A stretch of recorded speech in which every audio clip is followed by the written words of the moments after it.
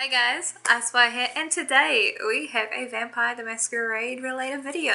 Now this is a weird one, and I'm kind of inspired by, I think it was Outstar who did her own original version of this, so any inspiration that I got from this, it's all her.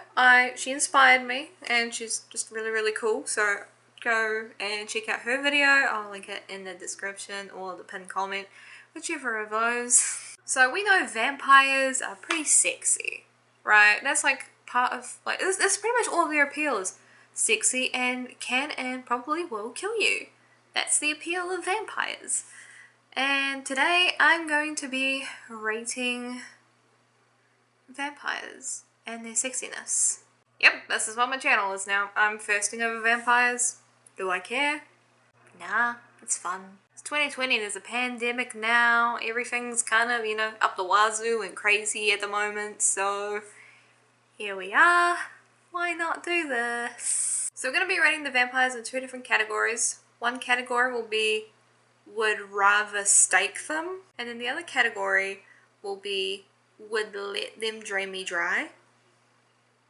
So let's get into it. We're going to be focusing on Bloodlines 1.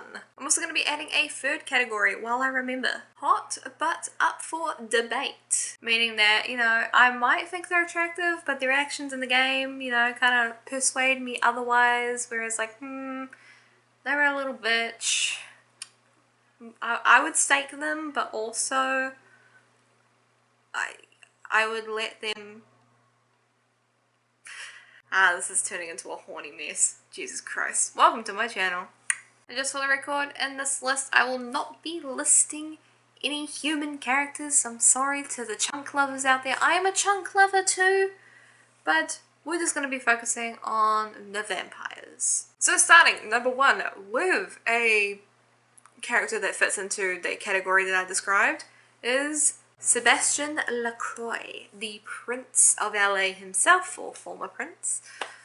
Sebastian Lacroix, I mean, he's definitely preppy, and Venture are very manipulative in general. Like, that's, I mean, all vampires are manipulative, but like they're kind of like the kings of it in my opinion. They're very ambitious, out for themselves, and I feel like at the end of the day, Sebastian Lacroix, bitch boy, would just walk all over me. Would I let him? Maybe. Maybe. If I was a dumb fledgling, I would definitely let him walk all over me with a smile on my face. However, I know what that little fucker is up to. So, that puts him into the category of would probably stake him. This is in no particular order, by the way. I'm just listing characters off the top of my head. Next up, we have Bigot. Bigot, my favourite gangrel. I love him so much. I think Bigot is a very interesting character. He has an air of mystery about him since, he doesn't align himself with the Camarilla or the Anarchs. While he does help you out when everything turns to shit for you, he doesn't really align himself with any party. So he's a lone wolf. Yeah, I went there. I'm sorry. But the air of mystery is very hot. The eyes are also pretty hot. Not gonna lie, I'm a sucker for glowing eyes. Just, it'd be like that.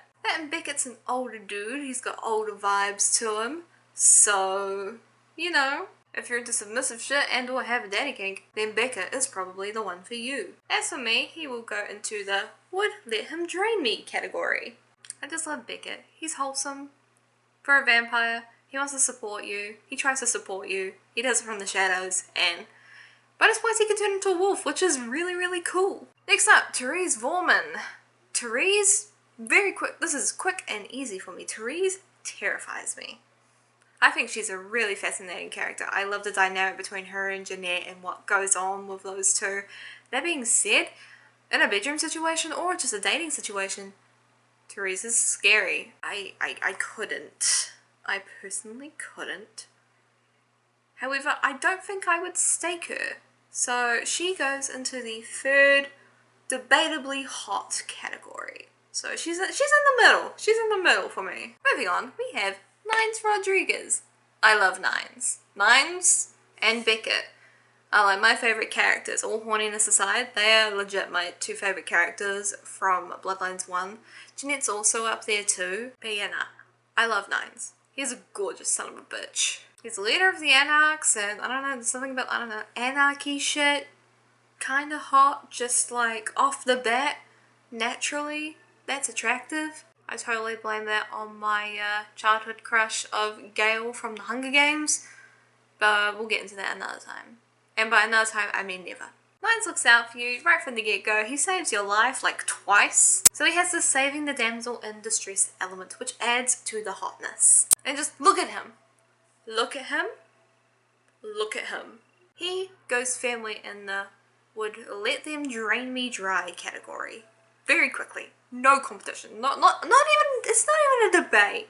It's not even a debate. Next up, we have Therese Woman. Jeanette, I love her.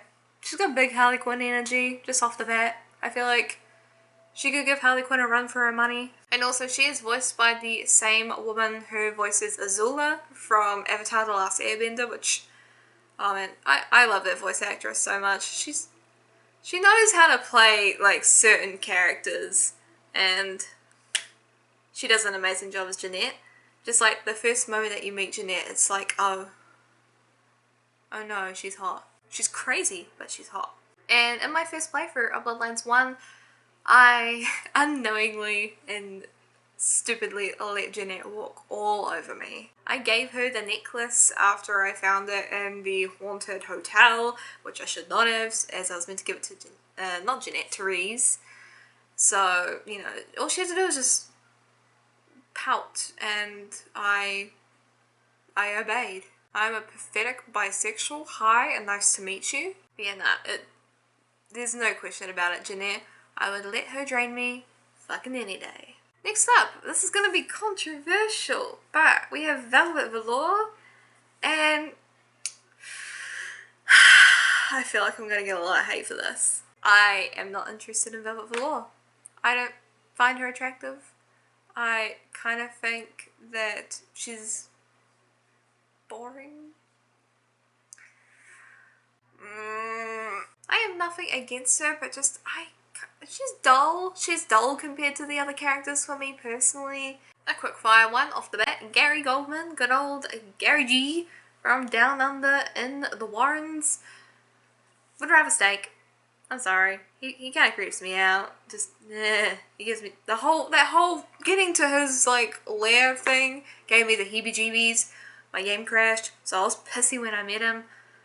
And then when he appeared, like my skin crawled. So into the steak category he goes with old Vivi. Next up, Damsel. Now, Damsel is, at first I would have put her in the would rather steak category. But after some consideration and playing the game again a second time, I gave Damsel another chance.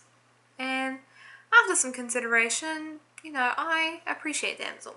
She fights for what she believes in. She is strongly against capitalism, which is good.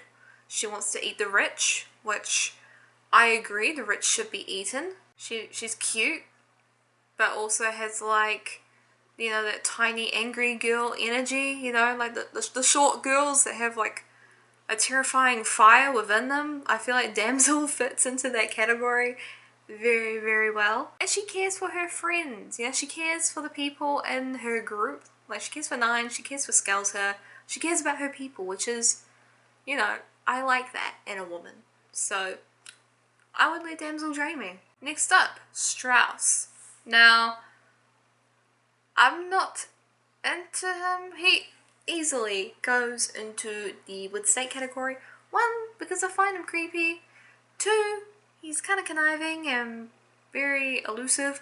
Three, he's a Tremere. Next up, Ming Zhao. Now, I really liked Ming Zhao when I first met her. She had this like cool, calm exterior that was businesslike. And at first I would have put her into the would let her drain me category until I had to fight her. And I saw her true form. And I've seen enough hentai. I've seen enough. I've seen enough anime, I've seen enough hentai. Just anime in general tentacles. There were tentacles. I'm not into tentacles. So I would stake her and set her on fire and chop her up into tiny, tiny pieces. Next up, Amalia. Now, there's not enough love for Nosferatu women. I feel like Amalia gets thrown under the rug quite a bit. So, for that reason, I would let Amalia drain me. She was a looker back in the day when she was human.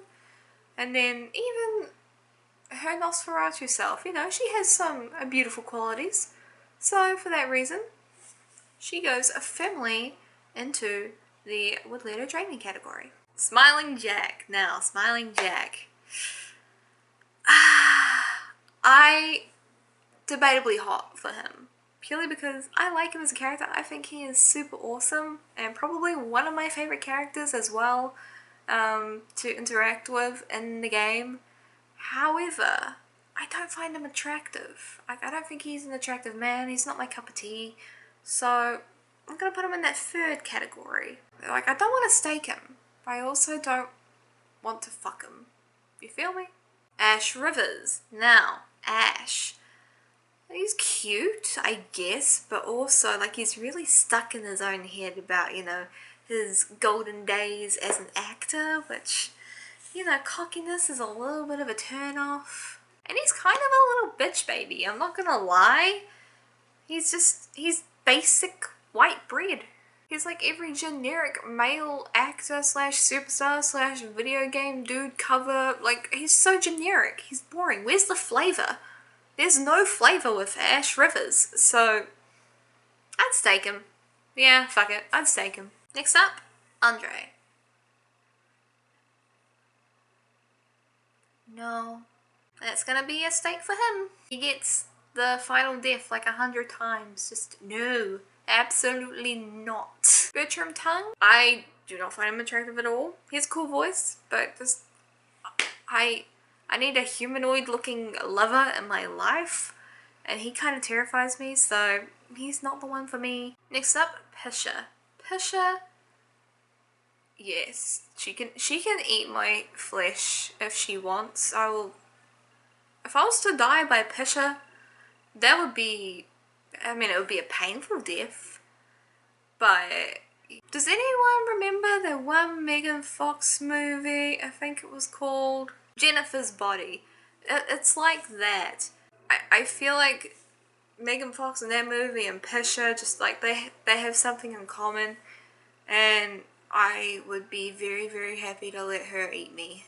Oh, there is one I left out. Skelter. Right before we wrap this up, Skelter. Where does he rank on my list? I think Skelter is attractive. Skelter is a very attractive vampire, but I feel like he would kill me because I'd annoy him.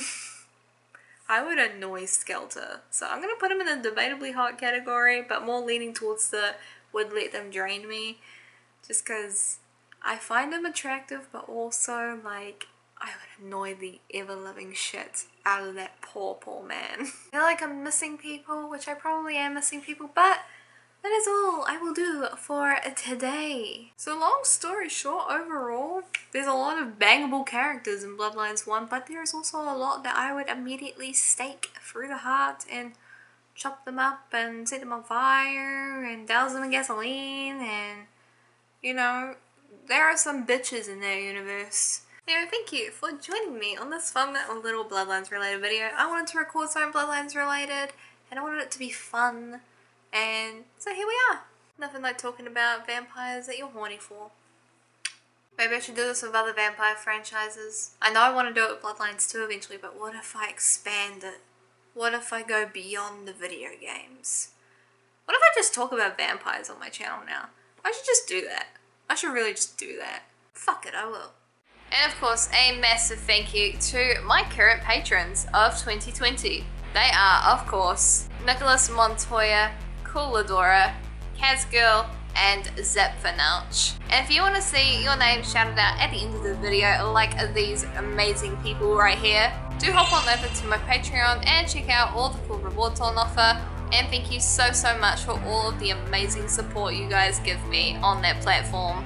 It has funded many different things on this channel and also has kept me fed. So thank you very much for all the support on Patreon. It is IceWire signing off, and I'll see you in Treats later next time on the channel. Have a lovely day / night wherever you are in the world. I'll see you guys next time. Bye!